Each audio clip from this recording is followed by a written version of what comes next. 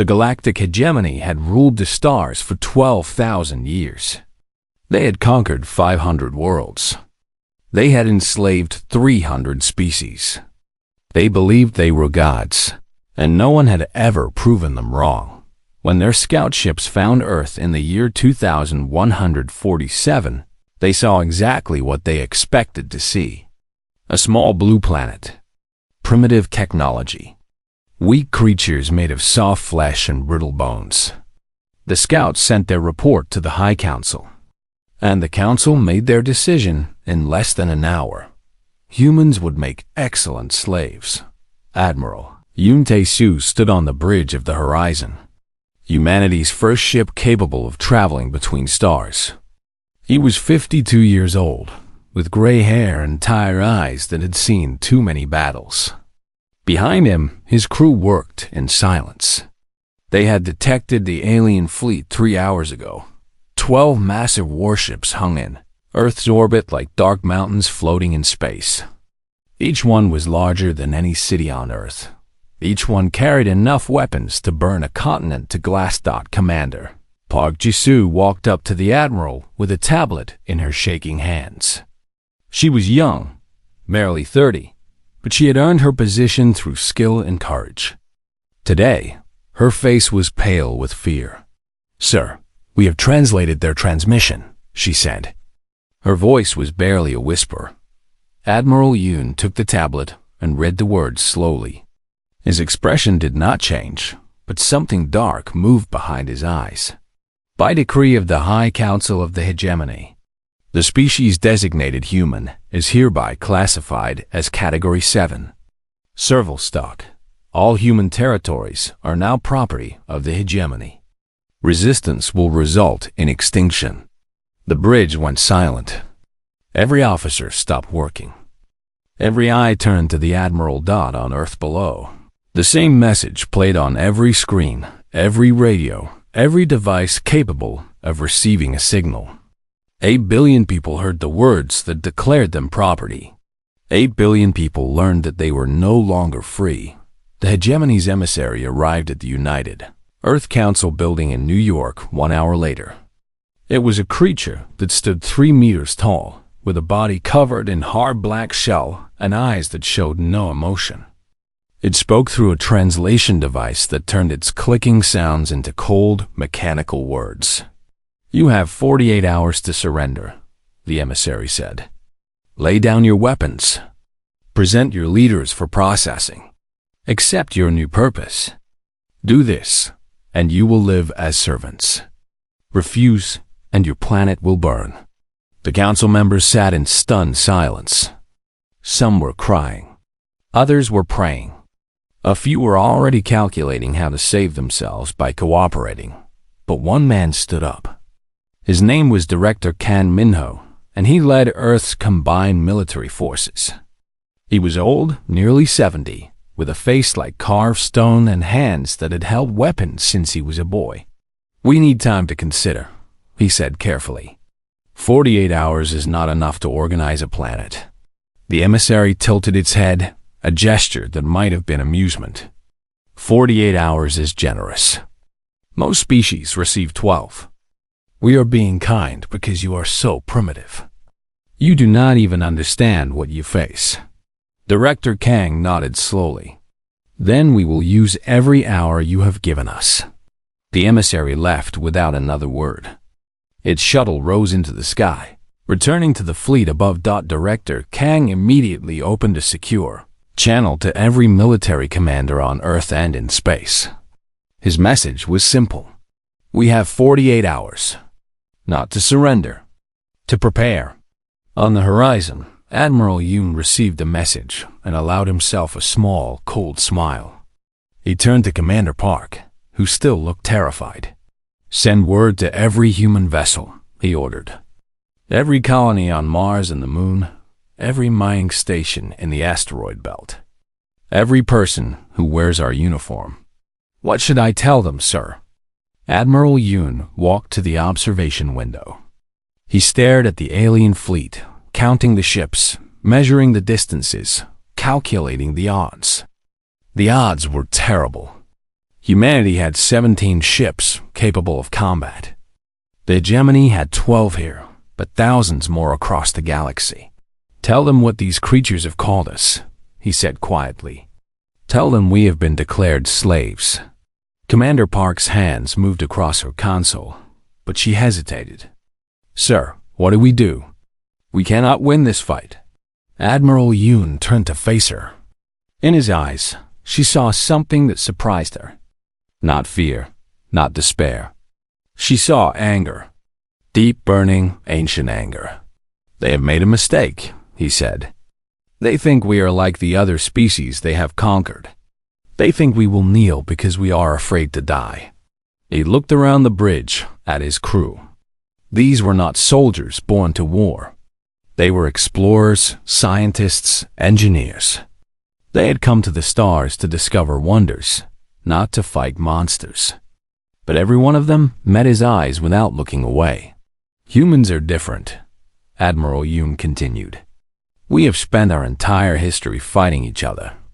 We have killed millions of our own kind over land, over resources, over ideas. We know war better than any creature in this galaxy. And we do not surrender." He straightened his uniform and walked back to his command chair. "They want slaves. They will find warriors. They want surrender. They will find fury. They have given us 48 hours. His voice hardened.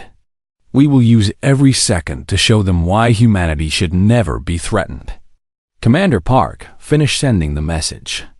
Across the solar system, humans read the Admiral's words. And something changed in them. Fear transformed into rage. Despair became determination. The hegemony expected groveling. They expected begging. They expected the same broken submission they had seen from 300 other species. They had no idea what was coming. The 48 hours passed in silence. The hegemony received no response from Earth, no surrender, no communication at all. The emissary reported that humans were probably too shocked to act. They were primitive creatures, after all. They needed time to accept their fate. The hegemony's commander ordered the ground invasion to begin. 3 cities were chosen for the first assault. Seoul in Asia, New York in America, Lagos in Africa. The plan was simple. Land troops in each city. Crush any resistance. Broadcast the defeat to the entire planet. Show humans what happened to those who did not obey. General Kim Soo-jin had commanded Seoul's defense forces for 15 years. She was 63 years old, small in size but fierce in spirit. She had survived 3 wars and had never lost a battle. She truly wanted to win. When she received the alert that alien ships were descending toward her city, she smiled. "Are the civilians evacuated?" she asked her aide, Captain Yuhana. "Yes, General. The last transport left 2 hours ago. The tunnels are ready. And our volunteers?" Captain Yu's voice was steady, but her eyes showed pride. 10,000 soldiers have chosen to stay. They know they might not survive. General Kim nodded. She picked up her rifle and walked to the window of her command bunker. Above the city, she could see the alien dropships, falling through the clouds like dark rain. "Then let us welcome our guests." The hegemony soldiers landed in the center of Seoul, expecting to find terrified civilians running through the streets. They found nothing. The city was empty, silent. Every building stood dark and abandoned. The alien commander was confused. His translation device picked up no sounds of life. His sensors detected no heat signatures. It was as if the entire population had simply vanished. "They have fled," he reported to the fleet above. "Cowards, as we expected. We will secure the city and—" He never finished his sentence. General Kim pressed the detonator. For the past 48 hours, every soldier under her command had worked without sleep. They had planted explosives beneath 17 city blocks. They had dug tunnels connecting the subway systems to hidden bunkers. They had turned Seoul into a trap. The ground beneath the alien soldiers collapsed. Buildings fell inward, crushing the invaders beneath tons of concrete and steel. Fires erupted from broken gas lines. And from the tunnels below, human soldiers emerged with weapons blazing. The aliens were stronger. Their armor was better. Their weapons were more advanced. But they were confused, scattered, and buried under rubble. The humans knew every street, every building, every shadow. 6,000 hegemony soldiers died in Seoul in the first hour. Similar traps waited in New York and Lagos. The aliens had expected easy victories. They found Hell. In orbit. Admiral Yoon watched the chaos through satellite feeds. The alien fleet had relaxed, confident that the ground invasion would succeed. Their ships had spread out, no longer in tight defensive formation. He saw his opportunity. "Lieutenant Beak," he said quietly, "is the weapon ready?" Lieutenant Beak Yoonji sat at the weapons console. She was 25 years old, the youngest officer on the bridge. Her hands were steady, but her heart was racing. "Yes, sir." "Nuclear payload armed." "But sir, they're shields. Their shields are designed to stop energy weapons." Admiral Yoon interrupted. "Lasers, plasma, the advanced weapons of civilized species." He smiled grimly. They have never faced something as primitive as an atomic bomb. The horizon had been drifting closer to the alien fleet for hours, running dark, broadcasting no signals. The aliens had ignored the tiny human ship. It was no threat. What could one small vessel do against their mighty warships? They were about to learn. "Target the flagship," Admiral Yoon ordered. "Fire," the missile launched. It crossed the void between ships in seconds. The hegemony's shields flickered, trying to stop the incoming projectile, but they were calibrated for energy, not mass. The nuclear warhead passed through like a stone through water. The explosion was beautiful and terrible. A small sun bloomed in the darkness of space. The flagship's reactor went critical, adding its own destruction to the atomic fire. The blast wave caught 3 nearby vessels, shattering their hulls like glass. 4 hegemony warships died in an instant. Alarms screamed across the alien fleet. The remaining ships turned their weapons toward the horizon, but Admiral Yoon had already given his next order. "All power to engines. Get us behind the moon, now." The horizon fled, its engines burning at maximum power. Alien weapons fire chased them, but the small human ship was fast and the crew was skilled. They disappeared behind the moon's bulk, just as the first plasma bolts reached them. In the command center of the hegemony fleet, the new commander stared at the destruction in disbelief. 4 ships, thousands of soldiers, lost to primitives with crude weapons and suicidal tactics. On Earth below, the ground invasion had become a disaster. Human soldiers fought with a ferocity the aliens had never encountered. They used improvised explosives, chemical weapons, and their own bodies as shields. They did not retreat. They did not surrender. They died, but they took aliens with them. By the end of the first day, the hegemony had lost 6,000 soldiers on the ground and 4 warships in orbit. They had expected to conquer a planet. Instead, they had awakened something they did not understand. General Kim stood in her bunker, covered in dust and blood, listening to the reports from around the world. The news was grim.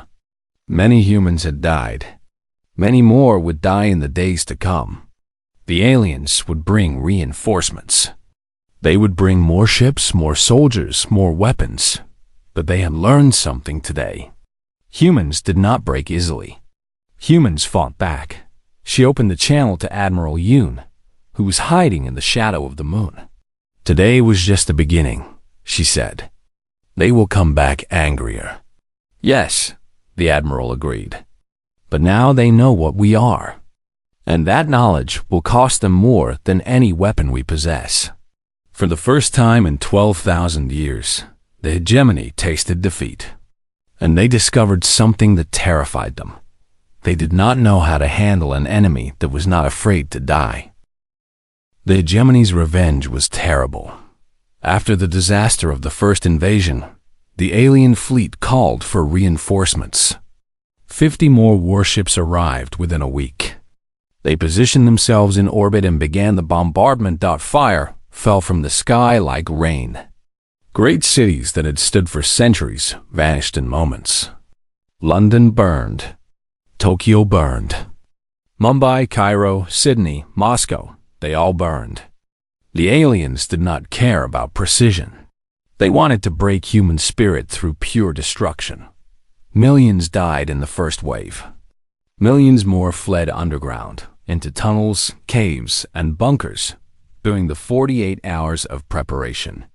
Director Kang Min-ho had known the bombardment would come. He had ordered the construction of shelters across the globe.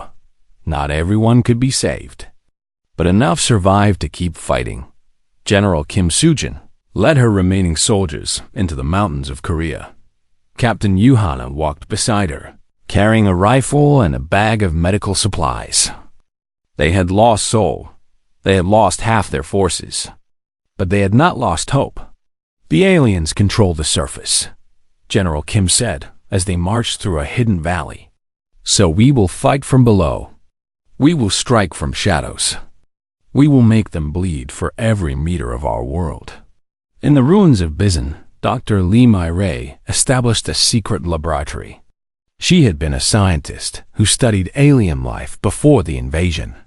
Now she studied alien death. The resistance fighters brought her bodies of fallen hegemony soldiers. She cut them open. She examined their organs. She tested their blood. She searched for weaknesses, and she found them. Their exoskeletons are sensitive to certain sound frequencies, she reported to the underground network. A noise at the right pitch causes their shells to vibrate and crack. Their nervous systems are controlled by chemical signals called pheromones. If we can create false pheromones, we can confuse them, frighten them, even drive them mad. She paused, looking at her notes with grim satisfaction. And they cannot survive extreme cold. Temperatures below freezing slow their bodies until they cannot move. Below -20, they die. The information spread through hidden channels to every resistance cell on Earth. Human scientists, working in basements and caves, began creating weapons based on Dr. Lee's discoveries in the mountains. General Kim used sound generators to shatter alien patrols. In the frozen north, Norwegian fighters lured hegemony squads into blizzards and watched them freeze. In Africa, resistance cells released synthetic panic pheromones into alien camps and watched the soldiers turn on each other in confusion. The aliens could not understand what was happening. Their technology was superior. Their numbers were greater. But these humans refused to accept defeat. In space, Captain Han Ji-eun led what remained of humanity's fleet in a guerrilla war through the asteroid belt. She was 29 years old, the youngest captain in Earth's Navy, and the most creative. Her ship, the Defiance, was small and battered. Her crew numbered less than 100. But she had something the aliens did not expect. She had no fear of death. We cannot match their firepower, she told her crew before their first raid. We cannot match their shields or their speed. But we can do something they would never imagine. She showed them the plan. The bridge went silent. You want us to ram them? Lieutenant Oh Jin-woo asked. His voice shook, but not with fear. With excitement. Their ships are designed to fight at distance, Captain Han explained. Lasers, missiles, plasma weapons that strike from far away. They have never faced an enemy willing to crash directly into them. She smiled, and there was something wild in her eyes. We strip down our ships. Remove everything except engines and explosives. We accelerate to maximum speed and aim for their bridges, their engines, their weapon systems. A small ship becomes a missile that their shields cannot stop. The first ramming attack destroyed a hegemony cruiser. The human pilot, a volunteer who knew she would not survive, sent a final message as her ship struck. For Earth, for humanity. Remember us. The tactic spread. Across the solar system, human ships began their desperate charges. Mining vessels, cargo haulers, even passenger ships, emptied of civilians and filled with explosives. Each one became a weapon. The hegemony lost 40 ships in 6 months. They had never experienced anything like it. Their species had evolved past such primitive sacrifice thousands of years ago. They could not comprehend enemies who considered their own lives worthless compared to victory. On Earth, the surface was a wasteland. But beneath the ground, humanity built. Admiral Yoon coordinated the resistance from a hidden base on Europa, one of Jupiter's moons. He received reports from every front. The news was always mixed. Victories and losses. Heroes and martyrs. An endless grinding war that humanity could not win but refused to lose.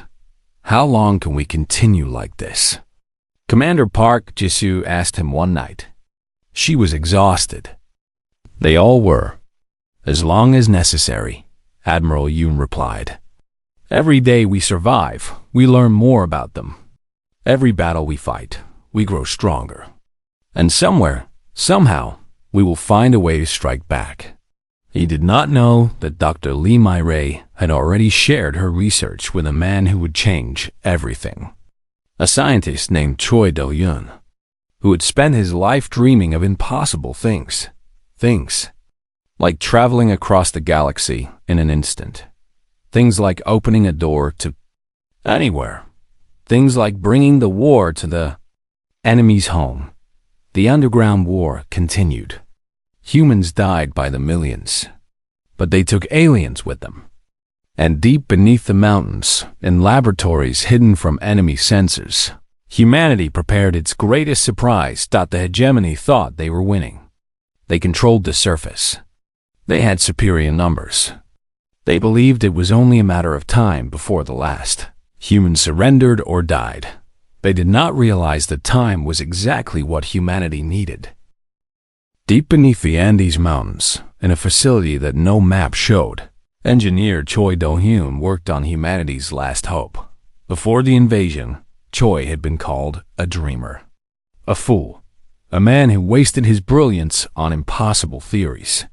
He believed that space could be folded, that a door could be opened between 2 points anywhere in the universe, that distance itself could be conquered. No government would fund his research. No university would support his work. He had been alone, mocked, forgotten. Then the aliens came. And suddenly, his impossible dream became humanity's only chance. The resistance gave him everything. Scientists from around the world joined his team. Resources that had been hidden from the bombardment flowed to his laboratory. The best minds humanity had left focused on one single goal: build a wormhole generator. For 80 months, Choi and his team worked without rest. They failed 1,000 times. They watched prototype after prototype explode, collapse, or simply do nothing. They buried colleagues who died in accidents. They continued working. And finally, on a cold morning 2 years after the invasion began, Choi sent a message to Admiral Yoon. It works. Admiral Yoon received the transmission in his hidden base on Europa. He had aged 10 years in the past too. His hair was completely white now. His eyes were sunken from lack of sleep. He had watched millions of his people die. He had ordered attacks that sent young men and women to certain death. He had never stopped fighting. "Explain," he said, his voice rough with exhaustion and hope. Choi's face appeared on the screen, thin and pale but burning with excitement. "We can open a stable wormhole to any point in space, any distance. The other side of the solar system, the other side of the galaxy. It does not matter. We open a door and we step through." Admiral Yoon leaned forward. You are telling me we can travel anywhere instantly? Better. Choi smiled, and there was something fierce in that smile. We can send anything through. Ships, soldiers, weapons. The aliens control the hyperspace lanes. They think that gives them power over travel between stars. But we do not need their lanes anymore. We can appear anywhere we want, anytime we want, without warning. The Admiral was silent for a long moment. His mind raced through possibilities. For 2 years, humanity had been trapped in their own solar system, fighting a defensive war they could never win. The aliens could bring reinforcements from across the galaxy.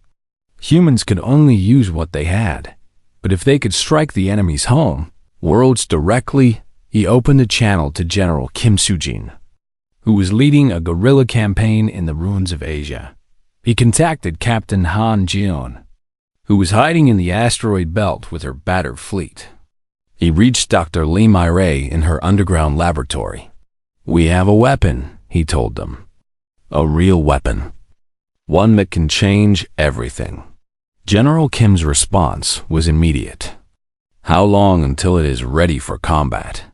6 months, Choi replied. "Maybe less if we push hard. Then we hold for 6 months." The general's voice was iron. "Whatever it takes. Whatever it costs. We give our people 6 more months." The next 6 months were the hardest of the war.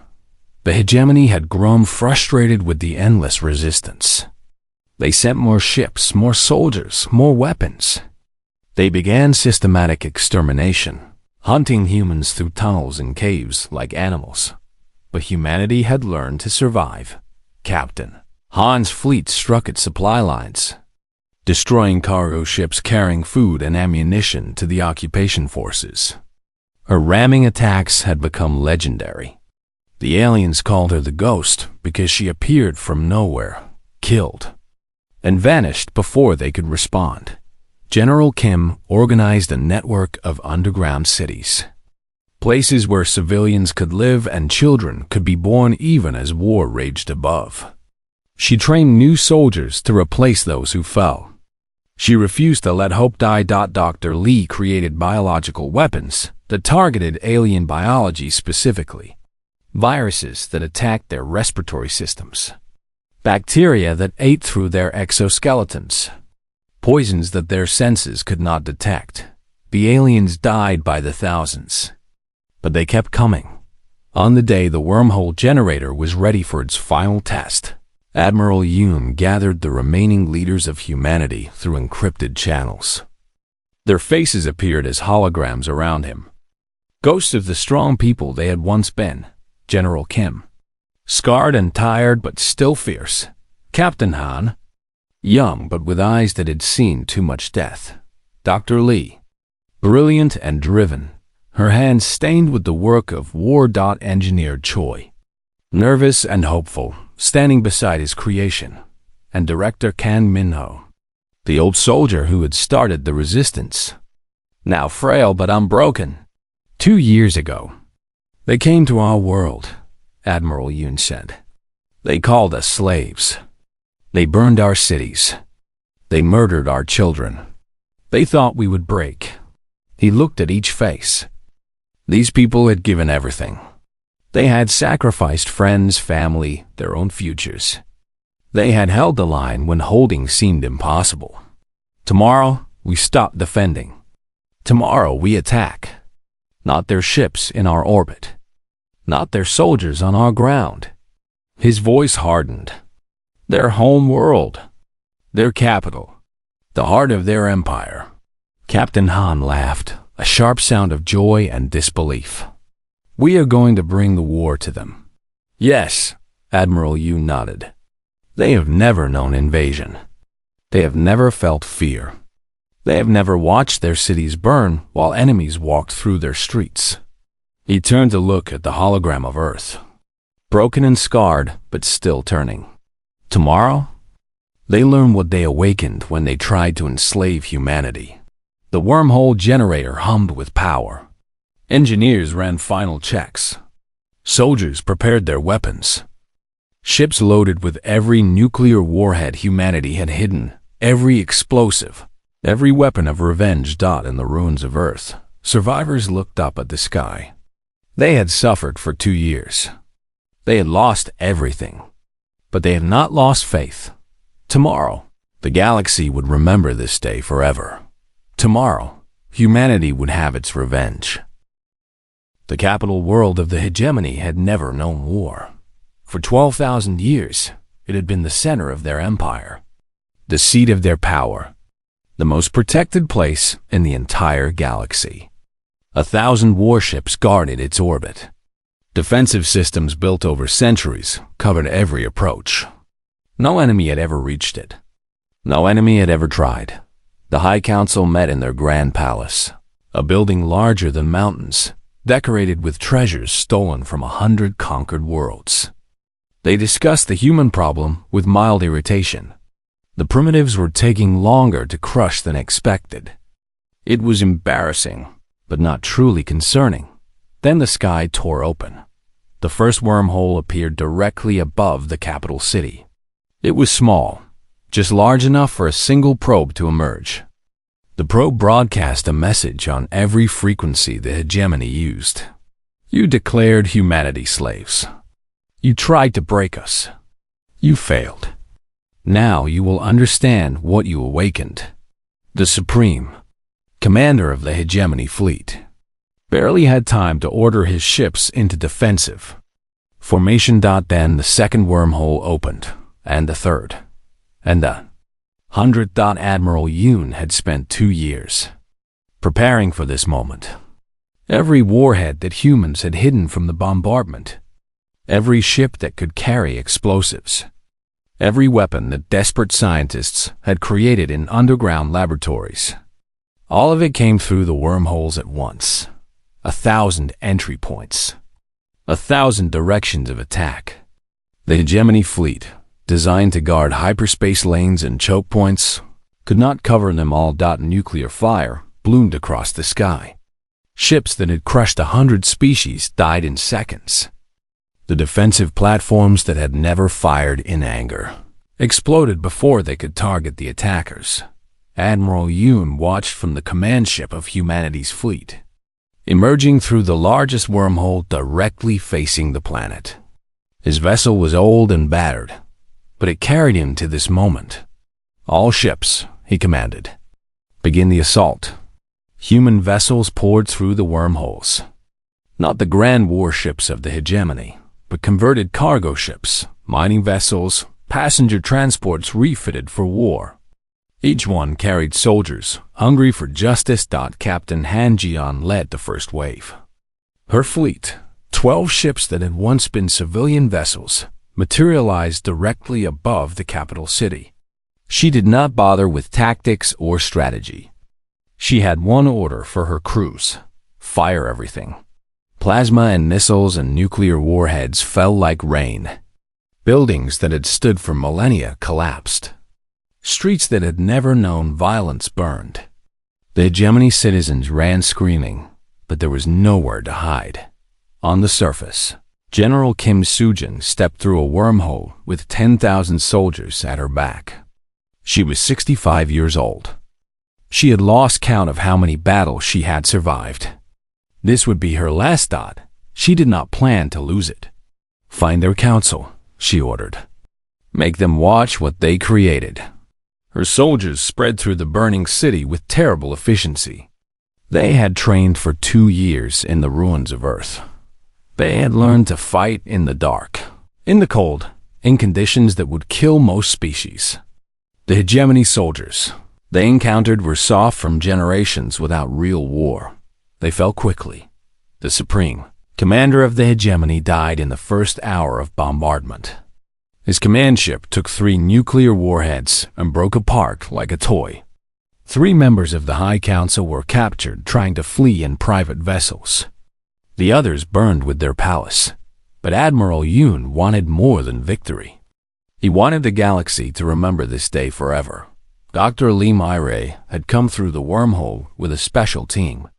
They carried containers filled with the synthetic pheromone she had created. The chemical had triggered absolute terror in hegemony biology. They released it into the atmosphere.